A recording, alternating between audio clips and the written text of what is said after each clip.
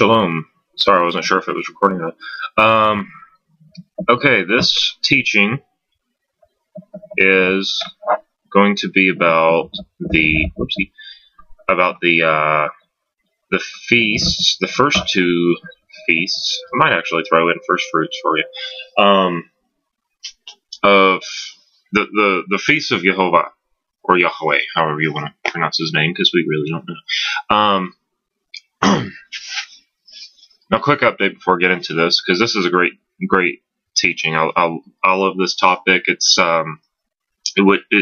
really what drives me throughout the year. You know, every week I work for the Sabbath, and you know, every season I'm looking forward to the feast days. And I'm excited that I'm finally going to be able to get into this, even though I didn't finish the fall feast teachings. I got like 2 down and 1 to go.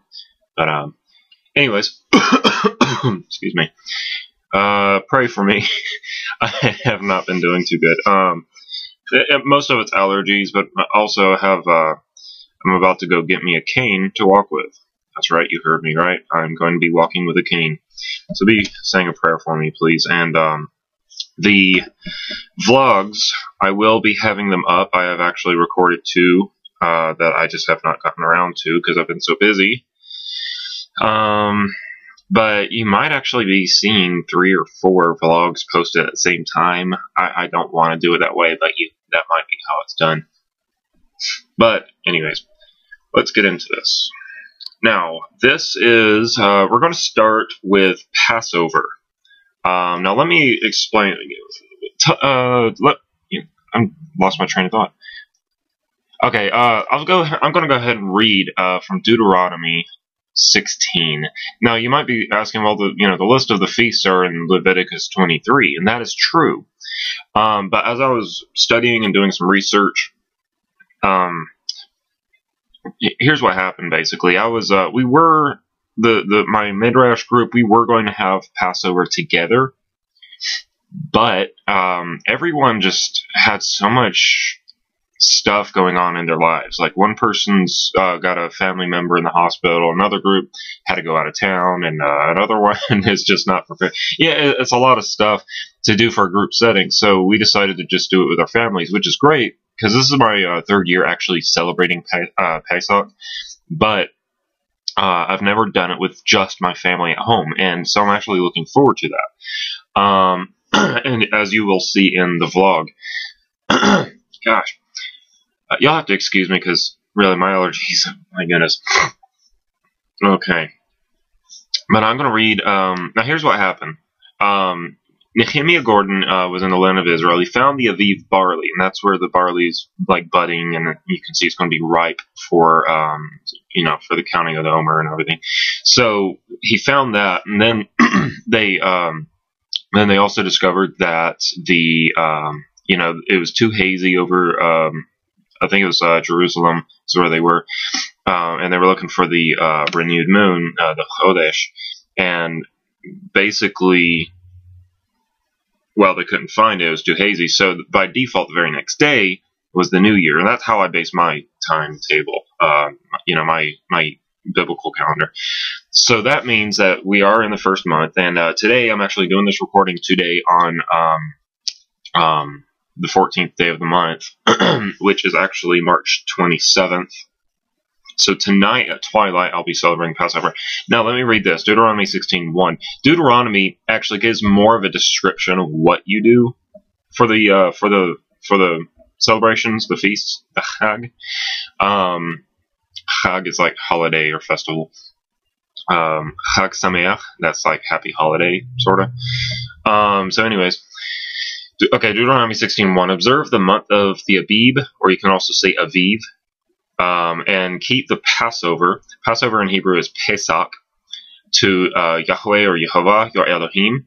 For in the month of Aviv, Yehovah, your Elohim, brought you out of Egypt by night. So that's going to show you why they celebrate it on this day. And you also remember that Passover, back in Exodus, Exodus is Shemot. Deuteronomy, I believe, is Devarim, which means the words. But anyways, and Shemot means names, I believe. Where was I going with that? Okay, the Passover. Remember, there was the plagues, and that one plague where basically the death angel or death spirit, whatever you want to call it, was coming to take the firstborn of all of Egypt.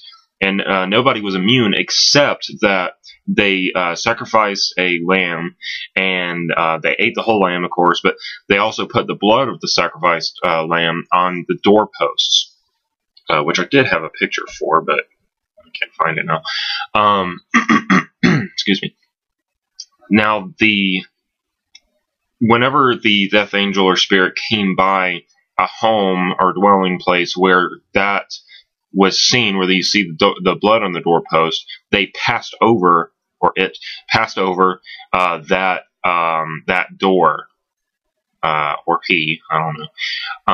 And so they passed over that place, and the firstborn was spared. So you have that element. Plus, this month, it says here, is where the month of Aviv is where Yehovah your Elohim brought you out of Egypt by night. So that is the day that he wants us to celebrate it. So let's go on here. And you shall sacrifice the Passover or Pesach to Yehovah your Elohim, which we don't do the sacrifices. I'll explain in a minute, of the flock and the herd and the place which Jehovah shall choose to cause his name to dwell there. Verse 3, you shall eat no leavened bread with it. 7 days you shall eat unleavened bread with it, even the bread of affliction, for you came out of the land of Egypt in a hurry, that you may remember the day when you came out of the land of Egypt, all the days of your life. Now, let me explain this. Tonight at twilight is when we will celebrate the Pesach Seder. Seder means order. It's basically the feast, and I will be doing a Seder. It's more of a traditional thing, but it's not commanded, and I'll explain that kind of in a second. The Seder consists of several elements, like you have the wine, some people do the Elijah cup, the Eliyahu cup. And there's a bunch of different elements. You got the unleavened bread and the bitter herbs and salt water. All of these things represent something, and it's a great Seder to follow because it gives you something to do, and it helps you stay on track as to what exactly it is that you're remembering. Now, for us Messianics, there's an extra element in there that we remember that Yeshua is our Passover sacrifice. His sacrifice actually took place on the feast of Pesach. He became that Passover lamb, and as the high priest, he also shouted out exactly what the high priest of the temple would have shouted out at the exact same time. When the lamb was sacrificed, he would shout out, "It is finished." And that's exactly what Yeshua did. But immediately following at sundown, because that's when the day starts, the new day starts. What you have is the Feast of Unleavened Bread, which in Hebrew is Chag HaMatzah. So you have that element also, and it's like right there together, and that's why so many people kind of treat it as the same feast, but really it's two separate ones. You have Pesach, and then you have Chag HaMatzah. So, excuse me. You have the Pesach, and then you have Chag HaMatzah, or Feast of Unleavened Bread. I'll explain that in a minute. And by the way, I went to the store to get some matzah, and the shelves are just about completely empty. I was surprised. But that goes to show me that there's a lot more Torah-keeping people around where I live. Now, where was I? Okay, no leaven. Now, leaven, let me explain that. Leaven, and there's a lot of things that can be considered leaven. There's like baking soda, and people count that. Sourdough. What's the other one? Yeast. There's so many things. The problem is that what do you really count? Because there's in rabbinic terms, people try to focus on anything that leavens. Problem with that is water is a leavening agent, so that doesn't work. So you kind of have to. I've done a lot of research, and I've found what what I believe is the best is and what we're going to do on the first day of unleavened bread, what you're supposed to do is you go throughout your entire house or your kitchen or whatever. You find anything leavened. I believe the term is chametz, is leavened bread. Matzah is unleavened bread. And what you do is you get that and you take it out of your home. And you can either destroy it, you can throw it away, it's whatever. But the point is to get it out of your home and keep it out of your home for an entire 7 days. And the leaven, which I'm going to mostly, this is just my thing. You can do it however you want, but I'm going to be focusing on foods with yeast in it. Things that cause the bread to rise, those kind of things. But what you do, the leaven, the yeast, the leaven, whatever, represents sin. We're all familiar with that passage that says a little bit of leaven, or a little lump leavens the whole lump, or something like that. A little bit of yeast leavens the whole lump. Gosh. And that's true. And the whole point is that for 7 days, you basically are fasting leaven, and you eat only unleavened bread. I mean, you can eat things like vegetables and fruit and stuff like that. I mean, I tried going one day just unleavened bread and had a really terrible time in the bathroom. But the point is that you're getting sin out of your home, your dwelling. You're getting it out of your life. And you're keeping it out of your life and out of your home for an entire 7 days. That's basically the point. And that sound is my dog flapping her ears. So that's the point of the unleavened bread. Now, the two kind of run in together because Pesach happens on the same night that the first day of the Feast of Unleavened Bread happens. And it's gonna, it's a family affair. And two, let me point out too, Pesach isn't, you can work today if you want, but the what it says later, let me see if I can find it here. I'm just going to keep on reading and I'll get into it. I'm going to go to verse 4. And there shall be no leaven seen with you in all your the borders for 7 days, neither shall any of the flesh which you sacrifice the first day of evening remain all night until the morning. It's talking about the Passover lamb. You may not sacrifice the Passover inside any of your gates. There you have it. No Passover. Basically, you can't do it in your home or on your property kind of thing. You're supposed to do it at the Temple Mount. Of course, we don't have a temple today. But two, we don't sacrifice animals anymore because Yeshua was the sacrifice, ultimately. That's kind of a different topic, but which Jehovah your Elohim gives you. But at the place which Jehovah your Elohim shall choose, this to cause his name to dwell in. His name to dwell in. That's a cool phrase. There you shall sacrifice the Passover at evening. Some translations will say twilight. At the going down of the sun, at the season that you come out of Egypt. And there you have again, you're remembering that we came out of Egypt. You're remembering that he passed over and spared our lives because of the sacrifice lamb. And you're also remembering the Passover sacrifice of Yeshua,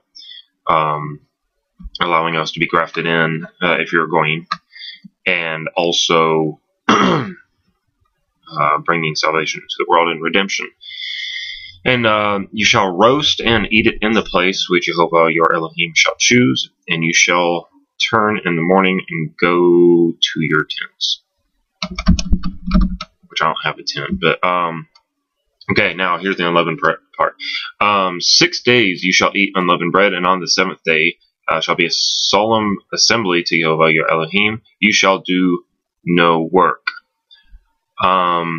So that's that. Basically, you're treating it like a Sabbath, a holy Sabbath, a Shabbat Gadol, a high Sabbath, great Sabbath. And then it goes. Let me see here. Yeah, and then it goes into Shavuot, which I will not be talking about at this time. Sorry. But there you have it. Now, also in Leviticus 23, it also says that the first day of unleavened bread is a holy convocation. You do no work in it. So basically, what me and my wife both have done is we have taken off work for tomorrow, which is the first day of unleavened bread, and we have also taken off work on the seventh day, which is next Thursday. So we are honoring the Holy Convocation. We will be honoring getting the leaven out of our home. We will be celebrating Passover tonight as a family, which I will vlog on. And it's what you have to realize too about this is that we don't do it because it's commanded. And yes, you do because it's commanded. But this is a great time for family to come together and remember. You look into Scripture, you remember the Almighty, you remember the things He's done, you remember Yeshua as a family. I mean, all our minds are in one accord on this one topic, and that is Passover. And it's also, for unleavened bread, you do this as a family. Me and my wife, and we're going to somehow try to get our 3-year-old to help us out. But what we're going to do is we're going to be, doing this as a family. We're getting the sin out as a unit, because we are one family. Me and my wife are one flesh. And, as the priest of our home, I'm basically kind of directing all this. And it's a really beautiful thing. The remembering, the coming together, the camaraderie, and it's very beautiful. So that's basically what is commanded that you do here. Is you do the Passover. You eat the feast, and you'll be seeing in the vlog all the different elements. I'll kind of talk through what we're doing and stuff.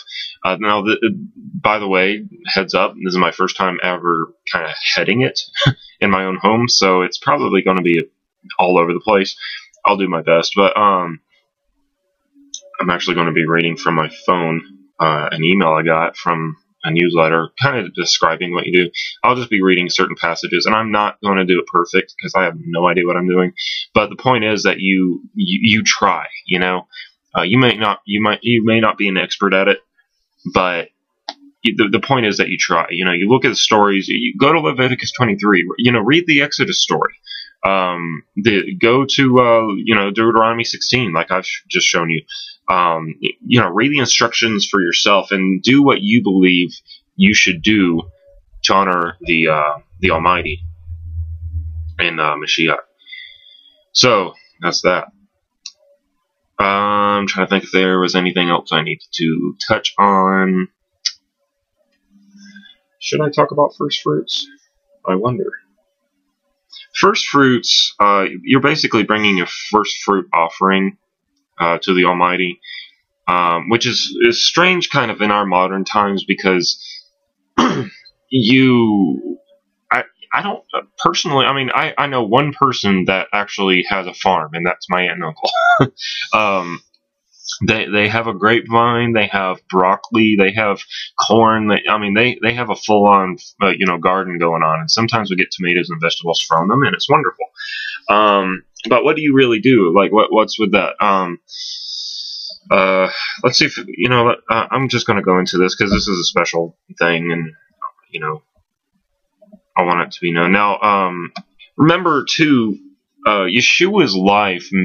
He basically was the fulfillment of all of these feasts. Each of these feasts was a foreshadowing of something to come, and that was fulfilled through his life. Now, the fall feasts haven't happened yet. That's foretold in the book of Revelation. But he was the Passover lamb. As sin was carried out of your house, and so on. Basically, he was put into the tomb as our sin going away and everything, and he was resurrected on first fruits.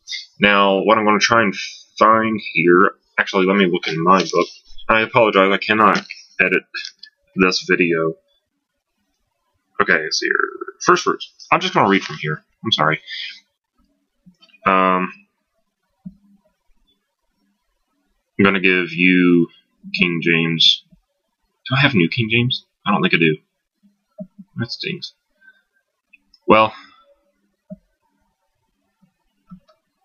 I don't know what I just clicked. King James Version with Apocrypha.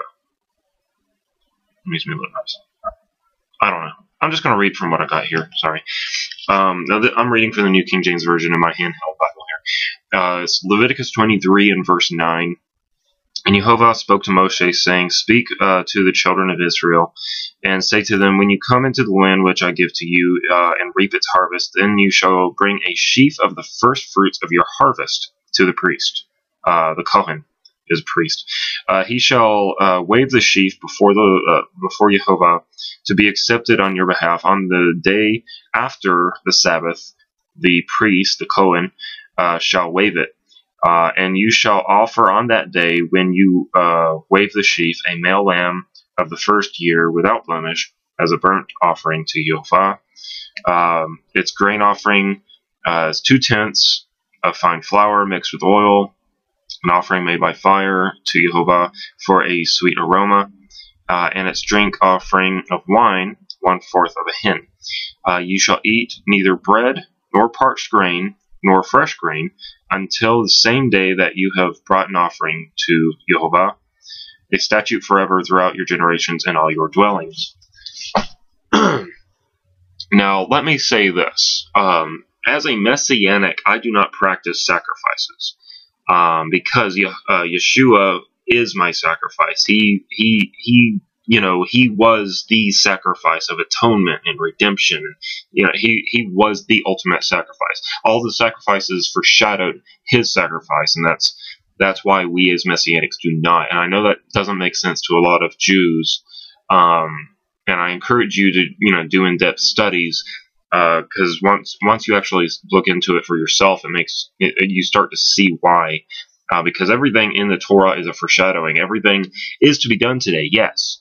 But there's a reason that I believe that the temple was destroyed in 68 CE. Is because the temple age was over. Our bodies, as the Brit Hadashah says, that we are the temple. So whatever sacrifice now that was then was fulfilled through Yeshua, and now the sacrifice of ourselves in our daily worship and devotion and so on, but also in keeping with the feasts and keeping the Sabbaths and everything else, our works within the Torah, these are the sacrifices, and they all have a foreshadowing of something else. Everything that is on earth and which was told in the Torah is a foreshadowing of something greater, like the temple and the tabernacle. All of that is a foreshadow of the temple in heaven, in Shemayim. So, everything is a foreshadowing of something greater and more divine and beautiful. And I agree with King David that the Torah in and of itself is beautiful, and it makes for peace, and it makes for redemption. It's great, and it's just it's our instructions on the earth for how we are supposed to live according to what the Almighty expects. Now, with the first fruits, as you see, it talks about more sacrifices and things, and I'll be honest, I have no altar here.